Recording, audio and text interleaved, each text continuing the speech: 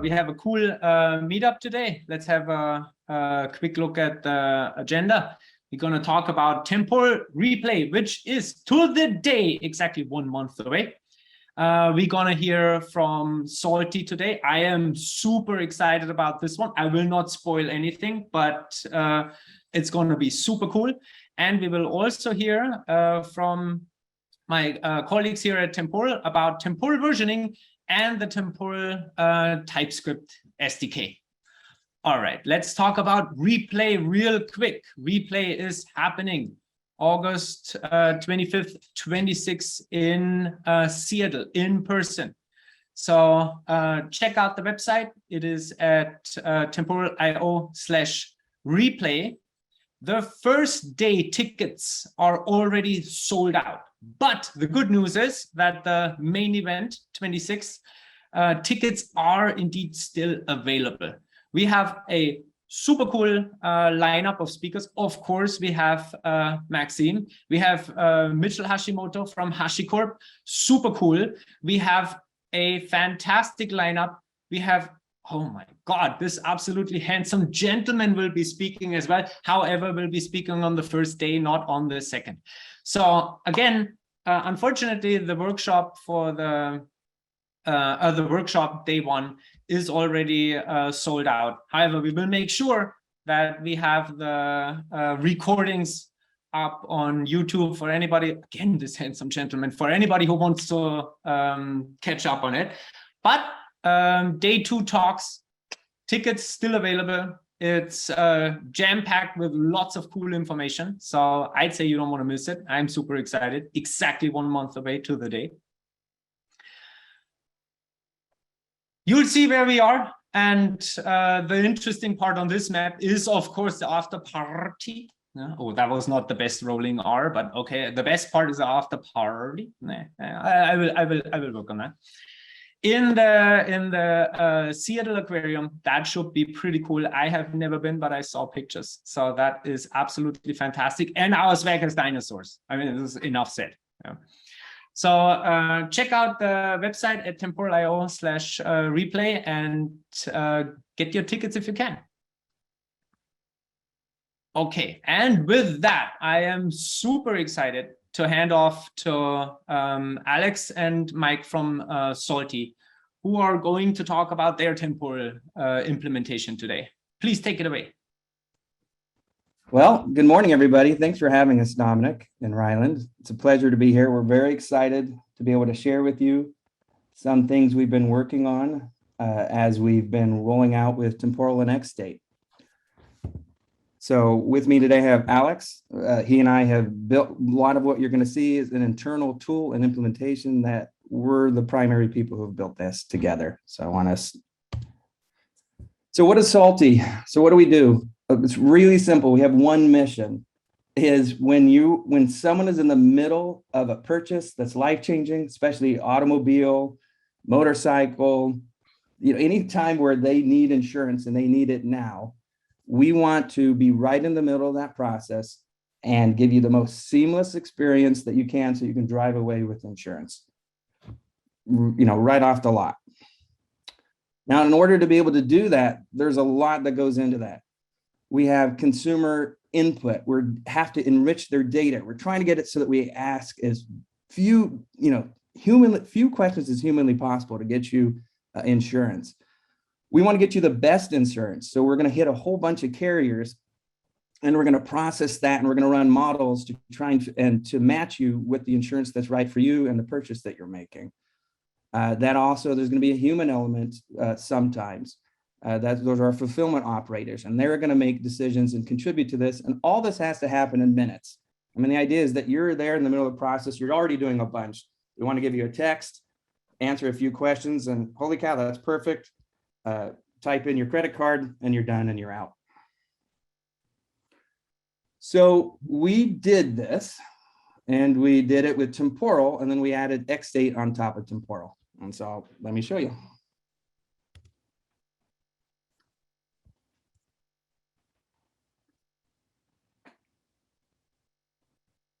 Let me refresh.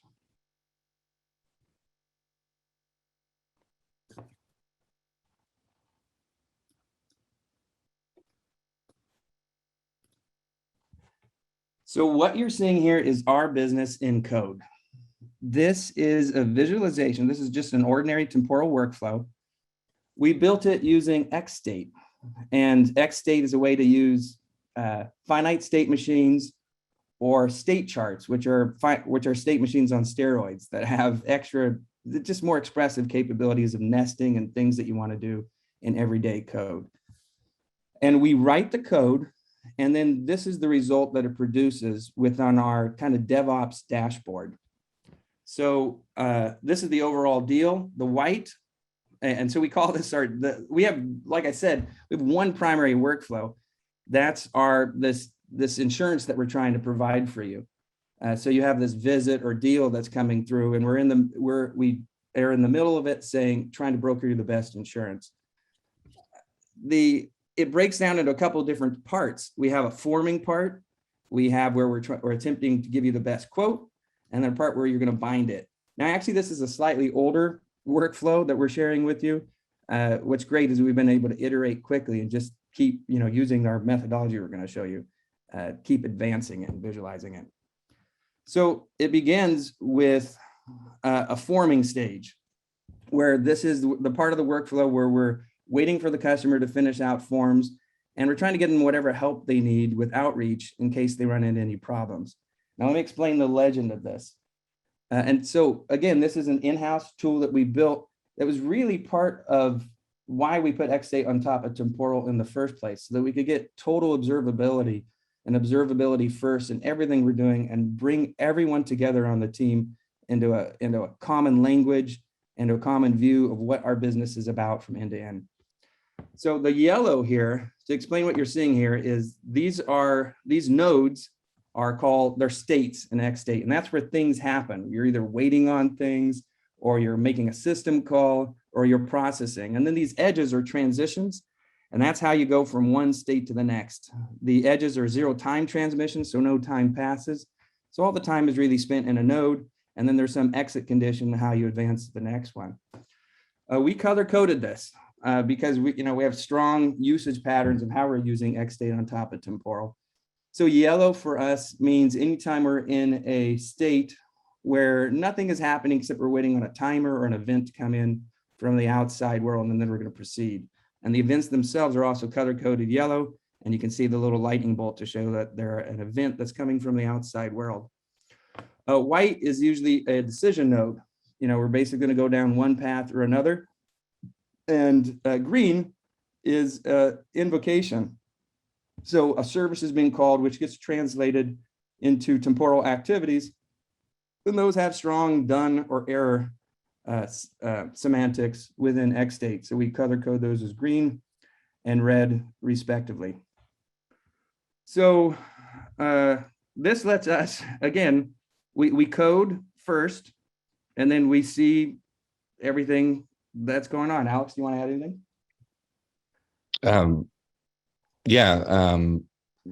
It's generated from an XState chart, which is essentially code. So we're not drawing any of this, and as we iterate, we just sort of get this like pre-visualization of our logic and our business process on top of Temporal, which has been really great. Right. So, and what we want to, this is a combination of kind of DevOps, what's going on in the system, and also analytics, how people are using the system. So this common map that we all share, that's also a visual map, is much more interesting once we see user traffic across it. So this is example data we have here. And this histogram at the bottom is showing across a time period. We can select various time periods. It's showing across a time period the activity, the number of transitions that, basically motion through the graph. So if I scroll back over here, I can see that in this selected range, this is motion through the graph. So this is all an aggregate. So we're seeing 73 people came in during this time range, and only 65 made it down this path. We zoom out, we can see the whole thing all the way through the system. This is example data. So we're mostly showing happy paths, though here and there, you can see we're showing some errors in our example data. This is all in 3D. 3D gives us a extra dimension. We're doing it because we can, and we love 3D and it looks great, but it also gives us an extra dimension for doing all kinds of neat visualizations. And so I can see from end to end, here's the happy path through the system. Aha, we got some problems down here at the end where we're sending proof of insurance stuff. Okay, in fact, while we're looking at that problems down at the end, I'll go ahead and scroll over and I'll select it. And we can see this is the on air, and we can see who was it, which workflows came through the system. So these are workflow attributes that we're picking up and presenting it within our world. So if I go through here and I say, okay, great. Willie Collins, what happened to you? So now I can see his journey through the system. So this is Willie's journey from start to end. And I can see, oh, he went down this red path. And if I need to find where these things are, I can click and they'll take me to them. But right now I really want to focus in on this. So I want to see what happened here. So once I clicked on that, I can now see the activities that we have correlated. So we're taking all the activity in our system, we're saving them off through a sync, and we're dumping it into Elasticsearch. So we're also dumping it into a pipe that goes into Databricks. So we're using this for analytics and using Databricks for analytics and visibility, and also this. So here we can go zoom in and say, oh, well, this service, and I'll explain more about the integration between X8 and Temporal. This service is going to be running one or more activities. Some of these services are going to run a bunch of them.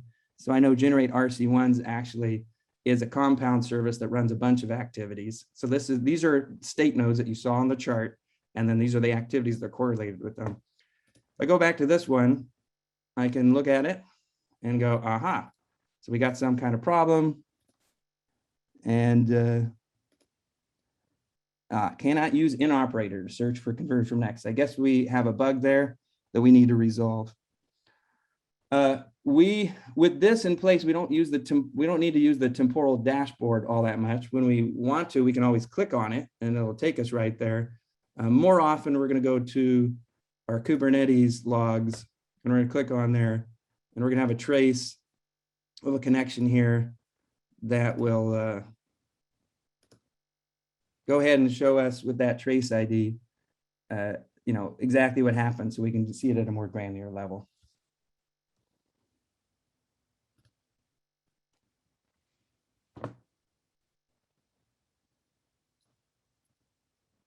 Okay, so other things we have in here are the ability to, so we can zoom in on a time frame. We can, I'll show you this, that's interesting. So this is not the prettiest. But this is one of our visualizations. Like I said, we do a lot of visualizations in Databricks, but here's a visualization that takes a particular path permutation through the system. And we can see like, oh, 81 out of the people who went through the system had this exact flow through the system. So we do similarity matching and detect it. And this really helps us kind of walk through and go, what does it look like? What are the paths going through the system? And so that we can really understand our business, customer behavior, where we're going next, and plan over it as a development and product team. So Alex, before we go live, did you want to add anything else? Oh, one other thing, obviously we can search over all the workflow attributes, and that ties right in. I think you're hitting all the key points. Yeah, we've been early adopters of the Temporal TypeScript SDK, and we've been running this in production for, what is it, almost a year? Yeah. And it's just kind of changed. It's changed everything in the way that we think about, or the way that I think about programming large distributed systems. Okay, so Alex, let's go ahead. Oh, here's the animation through the system. Let's go ahead and go live.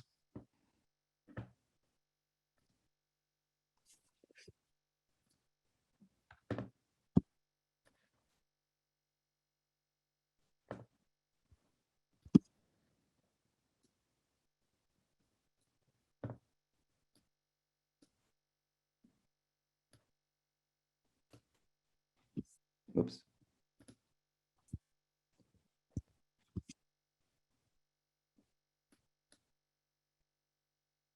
This is the trail link there. We got a lot going on, Alex. There we go. We're simulating, I think I said like 500 workflows over the next hour or something.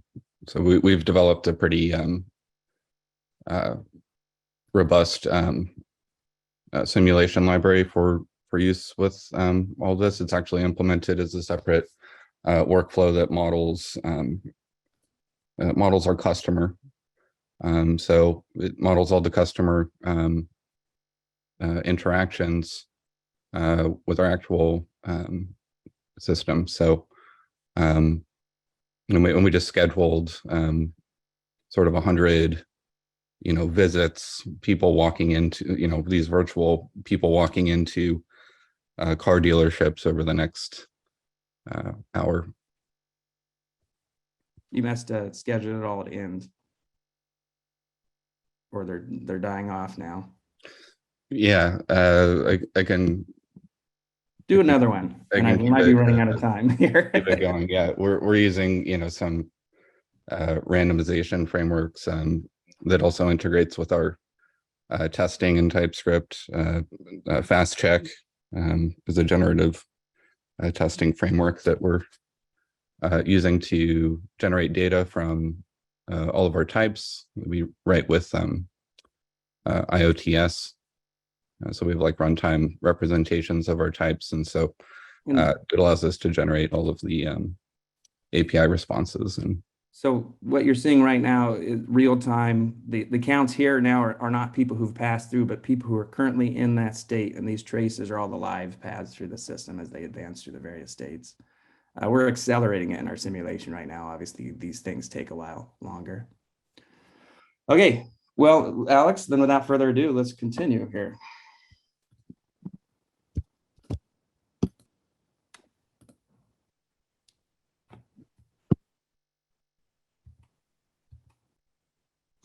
So how did we arrive here? Well, it was about a year ago, like Alex said. We arrived at Salty. We had a lot of background doing other stuff, among them large-scale visualizations. But we saw what we were doing. We saw we had this primary workflow. It was obviously a workflow. We didn't want to use BPMN kind of things where you draw things, where you have an execution model. We wanted to write code. We're developers. We know that's the sweet spot for getting things done quickly. So this started with the Google search of Googling code first workflow engine. I immediately got to Cadence and then through that to Temporal. And then, but we didn't want to lose that ability to visualize. So immediately I said, well, this is great. It looks like they're supporting TypeScript, and this was an alpha. Well, XState is in TypeScript. XState has great semantics. It doesn't have all the BPMN complexity. It's just state machine. So it's just code. And that's how we put the 2 and 2 together. So XState, when we're talking about code first, now David K. Piano is the author of XState, is also doing, he has a neat visualizer and editor. We like to do a lot of stuff code first instead of drawing anything. So our main flow is writing code, and then we watch it emerge and be diagrammed. So this is an example of the Stately visualizer. This is just an example pulled from their website.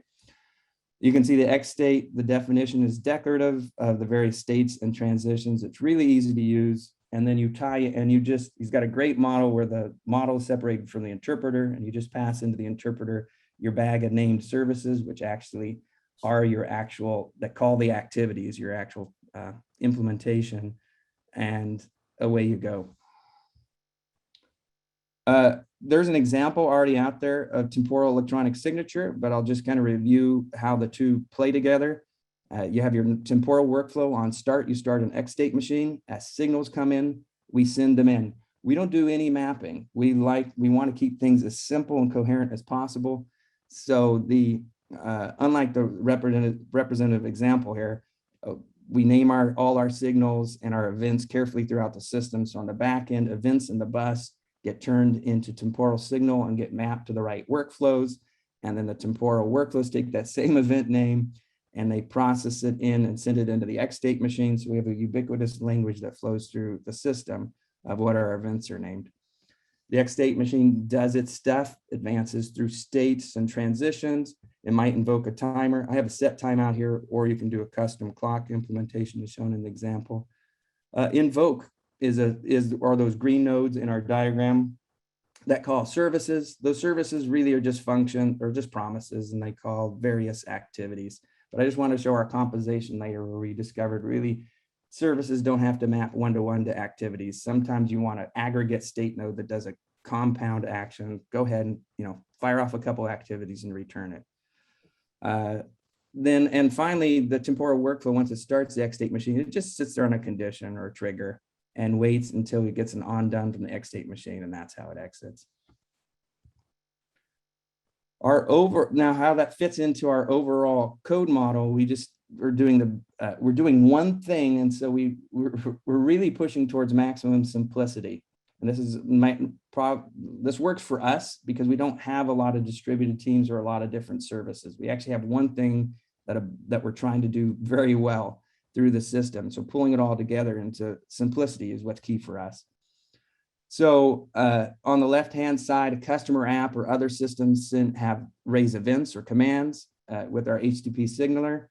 That signals, we use Temporal Cloud, which is really helped us get off the ground. It's a great and bulletproof. I have nothing but good things to say about Temporal Cloud. It signals into the workflow. It flows through XState like we wanted to. The legacy API Lambda, we have a bunch of Lambdas. I'm calling them legacy because more and more we're switching to just pure workflow activities running in Kubernetes. But it's simplicity itself to have a little bridge of activities that just call our existing Lambdas. There's a sync that records everything off and stores it in Databricks and in Elasticsearch, and then pub subs it.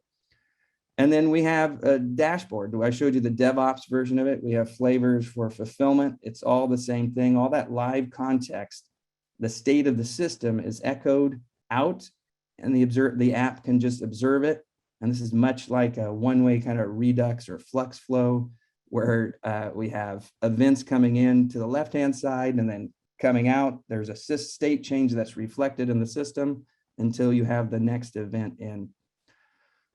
We also drew in here, and because we do have external databases where we are saving some of the stuff, that's more because of legacy stuff. The more and more we get into this, the more we say it's already in the workflow. The workflow needs to be the one handling that because there's a lot of decisions.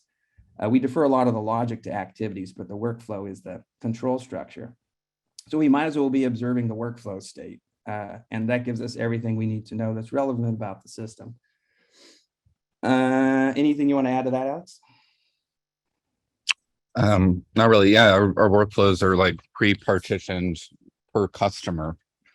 So we have all the data that pertains to a customer already kind of bundled, sort of all in one place for us. And with workflow, there's compute resources attached to it. We can query the workflows directly.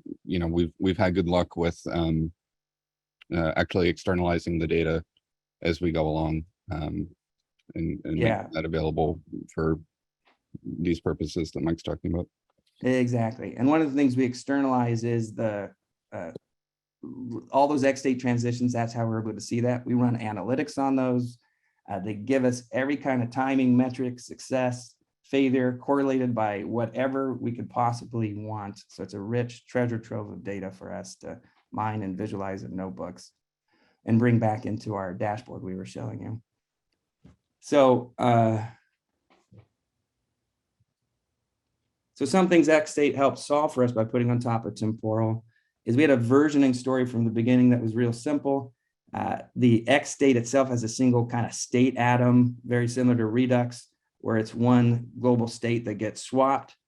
So our workflow state is essentially kept for us. Plus, all we have to know is where we're at in the state chart. Those two together, we can just send signals out batch if we need to migrate existing workflows and say, you need to restart over here in this particular state. It's as simple as sending out those signals, the workflows, they continue as new and clone themselves somewhere else. So in other words, we don't have to replay them through to get them to the state we want. We already have a reducer that's built in that's saying, here's your current state. And so we can recast them somewhere else and bring them up live in at any point in their history. And that's made versioning. We haven't really had to use that much because mostly we use the workflow the task queue per version pattern. And that's been and that's integrated in our CI/CD and everything just goes smoothly. Testing.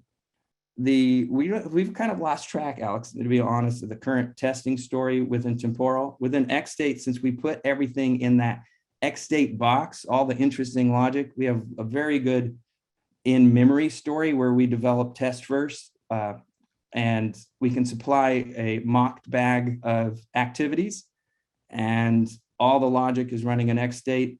So we beat that thing up in testing. And then as you saw, we have system-wide simulations where we can take all sorts of, any pieces that we want, put them together and simulate I didn't talk to it in the earlier diagram, but we can simulate the user and we can simulate the fulfillment people and drive everything through the system. We can do that with bots. We have bots that actually drive our UI as well. So we can get true end-to-end system integration combined with our workflows. Yeah, testing has been, with XState in particular, has been how to develop everything. Basically, we can just do everything with tests locally in memory, and that combined with just like using the type system has allowed us to build everything really quickly and iteratively. And my experience has been, if it passes our tests just as an XState chart, that it runs in production perfectly in workflow. There's no problems. So some of the things we want to add to the dashboard, we were just very excited about it. This is just open up a way for us to all talk as a team and see things. We just want more metrics, more timings, and there more visualization. We do want to add better streaming support for larger data sets. We have that all figured out. We're just doing this on the side, so we haven't had time for that. And we'd like to open source that, but that's subject to a kind of a corporate approval process. But we're really want to. That's why we're here. We really want to share this because we're very excited over what's going on. And to sum it up, I started this with the word coherence. Really, that's why we did this. We wanted to pull everybody together into a single mental model that gives a code across teams, across roles, analytics, get everyone on the same page while still maintaining a developer centricity, that this is code that is maintained by a developer and not shared, developers and not shared amongst the group. So we expect coders to be doing the coding. A maximum observability. I just want to see, touch, feel, know what's going on, have no questions left unanswered, and be in a position when people have new questions that we can answer them right away. That there's like, oh, let me type that in, let me add it either to the dashboard or into Databricks notebook, and we get the question answered.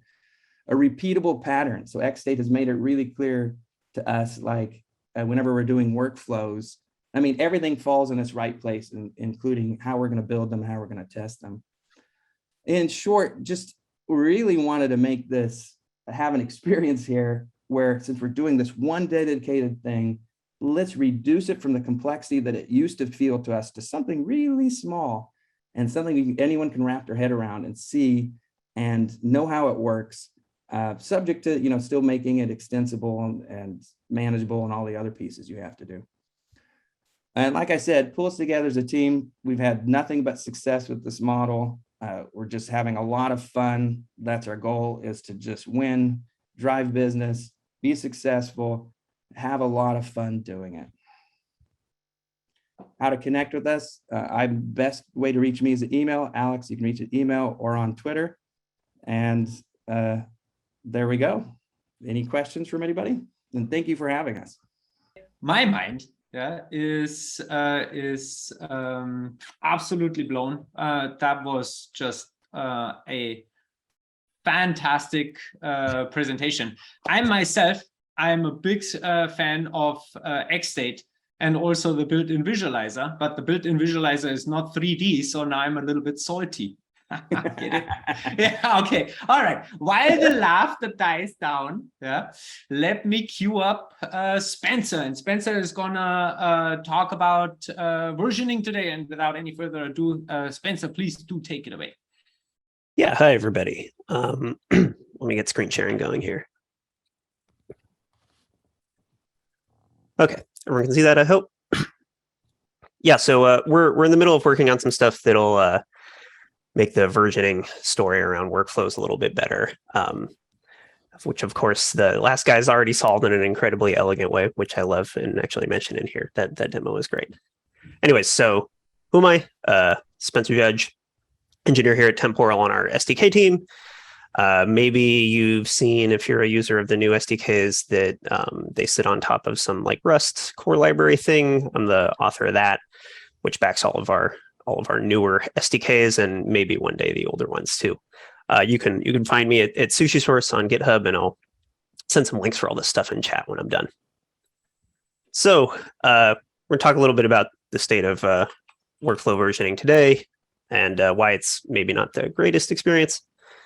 So like some of you might not have had to deal with this problem yet, in which case you're blessed.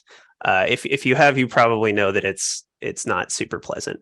One of the things that's really hard about just changing your workflow code is you can't just do that. Workflows need to be deterministic, and so if you just go and deploy some new code and it does something different, like for example on the right hand side of the screen here, say you want to change like activity A to activity B, right?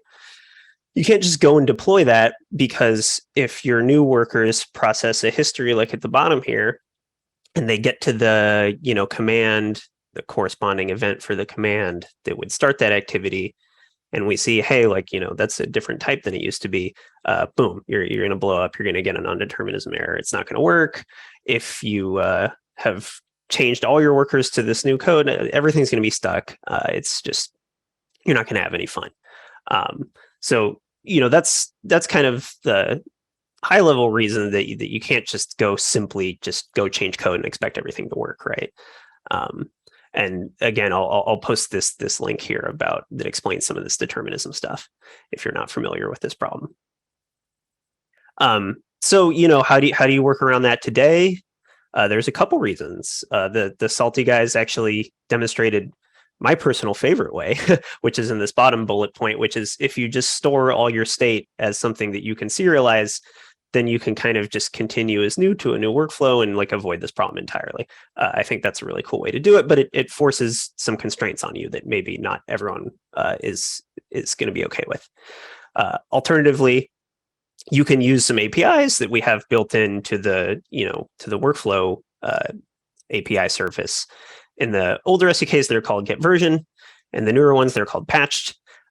Here on the right, you see an example of what using patched looks like in TypeScript. There's 4 steps to it. It's a lot of work. It's complicated. Yet again, just not as friendly as we would want the experience to be, right? It works. You can do stuff with it. It functions. But I don't think anyone's going to fool themselves into thinking that this is as good as it could be, right? And then the last way you could do things is you could just sort of manually manage a bunch of different named task queues, right? So you could say, hey, I've got this foo task queue, and then when I change code, now I have task queue foo-2, and I tell everyone who knows about this workflow that they need to go start things on the new task queue when they start new workflows, and I keep the old workers around on the old task queue until they're all done, and then I can retire them.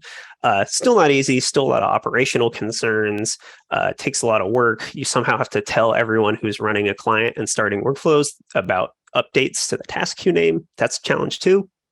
So just, not super pleasant either, right? You can see the little sad cat here. So what do we want to do about this? we're working on some stuff now. There's some stuff that's sort of just ideas. Let's look at that.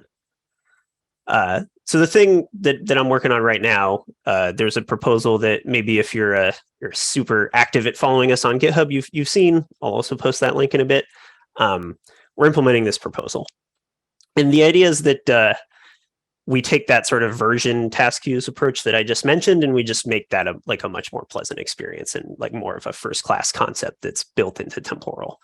So the idea with this approach is you kind of just version an entire set of code that constitutes one of your workers, right? You give it some opaque identifier. In this case, in my little diagram, I'm using like some build ID 2, new build ID. It could be whatever you want. It could be like a Git hash. It could be an actual semvar number, whatever. The system doesn't care about that. And semantically, all you really do here is you say, okay, there are some worker versions associated with the task queue. Each version that you tell us about is either compatible with some previous version or is like a new incompatible version that you want to call like the latest version, right? So in this little graph with these two circles here, right, I've got some older version, some build ID. I've got some build ID 2, which is compatible with some build ID. And then I have new build ID, which is like the new incompatible version that comes after some build ID. And now what happens, like the little guy over here on the right who's doing client operations, he doesn't have to know about all these named task queues. He just knows about task queue foo. If he wants to start a new workflow, it'll get started on the new build ID task queue, like transparently. And existing tasks that are processing on some build ID, when a new workflow task is generated, it'll go to some build ID 2 because we've claimed that that's compatible. And things proceed from there, right? If you have eventually run out of, like, there's no more tasks getting generated on the old some build ID task queue, we'll have some sort of mechanism to tell you about that, and you can go retire all the some build ID workers, and you're done with that version. You don't have to worry about it anymore, right? So we provide some safety guarantees as long as you claim compatibility appropriately, and I'll talk about that a little bit later in future IDs too, future ideas rather. And workers sort of opt into this feature, and all they need to care about is the task queue name and like what version they are, right? And so you get all the nice properties of doing this version task queue stuff, but like operationally, you have fewer concerns than if you did this by hand. It's a little bit easier. It's more first class. The old APIs, like the get version and patch one that I mentioned, they still exist. You still will probably need them in some rare situations, like if your workflow is completely stuck, you still might have to do that. But most of the time, in most situations, you can get a lot done with this, and it should be a lot easier than it used to be. So that's what's in progress now. Future improvements, like I mentioned, we definitely will need some ways to like alert you when you can get rid of old workers, right? Make that part operationally easier. We also want to make sure, like, if you're going to come along, you might be thinking, like, how do I know if, this worker version is compatible with some other one? That seems difficult, right? We plan to build some features there around, okay, you want to make a claim that, worker 2 is compatible with worker 1, but like you want to make sure that's actually true before you deploy it and blow things up, right?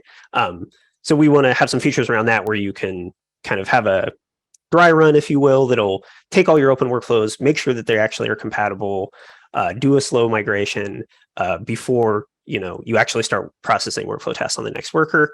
And that way you can have confidence, like you're not going to screw things up by saying something was compatible with something else when it really wasn't. We also want to make sure that, in the event something does go wrong, you have some good ways to roll back on that. Not a lot firm there yet, but we know that's something we want to do. Other stuff that we may do that we've thought about, workflow bundles for TypeScript. TypeScript is amenable to you just saying like, hey, like I want to just download the set of code that constitutes this workflow, right? Like, why do I even have to bother with versions? I can always just download the right stuff. That's feasible. We might do that, right? WebAssembly workflows for languages that can be compiled to WebAssembly. We don't have that yet, but I have made an internal demo at one point about doing that in Rust, and there are other languages that could work with. That's a possible option. And K8s operators to kind of automatically manage the teardown of old workers, stuff like that. The safe rollout part, that would be really compelling. It becomes pretty hands off at that point if you're using Kubernetes. That's something we are pretty excited about, but isn't an immediate future thing. And then other ideas, if you've got them, please send them to me, us, whomever. We're always looking for your input on this sort of thing. And that's it. That's all I got for today. Very cool to hear about new versioning features. Yeah, versioning can be a difficult topic, as Spencer said, but the good news is that the developer experience for versioning is definitely gonna improve in the short, medium, and long term. And now I immediately wanna hand it off to Roey to talk about the TypeScript SDK today. Please take it away. Okay, hi. Yeah, we don't have that much time. Great presentations, by the way. I really loved both versioning and Salty. The things that you did are just incredible. So yeah, let's just go over the features that, okay, first of all, let's announce we now have version 1.0.0 just released yesterday of the TypeScript SDK. I'm Roey Berman. I'm the tech lead for the SDK team here at Temporal. This presentation is just going to go over the features of the SDK a little bit, talk a little bit about what's unique about this SDK, and it's going to, I was hoping to assume minimal to no understanding of Temporal, but we'll see if we have time to go into that much detail. Anyway, so how did we get here? So basically, just a brief background. We started developing just around the time we started developing Core SDK. That was November 2020. We released the alpha March 2021, and then the beta a year later. In November, there's been a bunch of commits, pull requests, a bunch of contributors and releases. We've had a lot of early adoption for this SDK, so we've been very grateful for that. It's built on top of a shared Rust core, mostly built by Spencer. Rust core is an SDK for building SDKs, so it handles a lot of the complexity, like managing all the state machines and concurrency and rate limiting that goes into. It's all part of the SDK. It improves the reliability of maintainability of our SDKs. For example, now that we're releasing the Python SDK, it's already much more reliable because it uses technology that's been in production for over a year now. And it's much more maintainable because we only have to develop features once. And we fix bugs for every SDK when we just fix them in core. So let's talk about features. But before that, here's a picture of a cat because it's a presentation. Okay, so workflows. Workflows look like normal code, but they're executed durably and they're ensured to run to completion. The way that Temporal does that is by persisting the history that a workflow generates, and the SDK materializes your program state by replaying that history. History may be replayed multiple times for a single workflow. That is because a worker can crash, so it needs to be replayed, or maybe the worker is out of cache and might evict your workflow from the memory. So in order for the same program to materialize from a log of history events, the code must be deterministic. So in traditional SDKs, that's the developer's responsibility to make their code deterministic. They can't just get a random number or a date or use any basically unsafe APIs. In TypeScript, we've taken a different approach where we use V8 isolates. That's the technology that runs Chrome tabs or let's say Cloudflare workers. And you basically get a distinct global state per workflow execution. We replace all the non-deterministic APIs in JavaScript with deterministic versions of them. And we also prevent usage of unsafe APIs like accessing environment variables or reading from a file. So a basic workflow looks like this. As you can see, it's a function, it's just code. Its input and output must be serializable. You can see here that we're using a proxy, basically a JavaScript proxy object to create functions that you can use to call activities. Here we can only import the types because activities run outside of the sandbox. You basically cannot import everything that activities may use. Okay, so what are activities? They're also functions. They're also they also have the restriction that their input and output must be serializable using a data converter. That's a more advanced concept, but you can assume that anything that's JSON serializable by default will be can be used as inputs and outputs in the Node.js SDK, TypeScript SDK. They run in the main Node.js thread, so they don't have all the restrictions that workflow code has. And Temporal will automatically retry them and enforce timeouts. For example, in this activity, from the time it starts to complete, it cannot take more than a minute. Okay, so a worker basically ties all these things together and communicates with Temporal. It listens on a task queue and gets workflow tasks and activity tasks to execute. Here is in this example, we register the activities and workflows with the worker. Workflows are registered by path, again, because they run in a separate environment. So we cannot just load them directly here and use them in the main Node.js thread. A client, this workflow client, can be used to start and interact with workflows. So when you call the start function, you can reference the workflow function that we defined earlier and get type inference, and also the function's name can be used here as a parameter to send this option to Temporal server. So args here are completely type inferred. We know that it accepts a string, and also when we wait for the result, this function will return a promise of a string. We start the workflow on a specific task queue, and here we've chosen to get back a handle when we call start, but there's also a shorthand called execute, which starts a workflow and waits for its result. Okay, signals and queries. Signals and queries need to be defined top level, basically because we want the clients to be able to invoke them in a type-safe manner. This workflow is basically blocked until this condition is met. It listens to a signal that may unblock it, and you can also query its state to know if it's blocked or not blocked at a given moment. This is how it's used from the client. So we can get a handle to this workflow by some ID, or we can just use the handle that we got when we started the workflow. It's the same thing. So we can query to check if it was blocked, unblock it, and check if it's blocked again. Timers. So there are different ways to use timers in Temporal. The main way would be to call workflow sleep.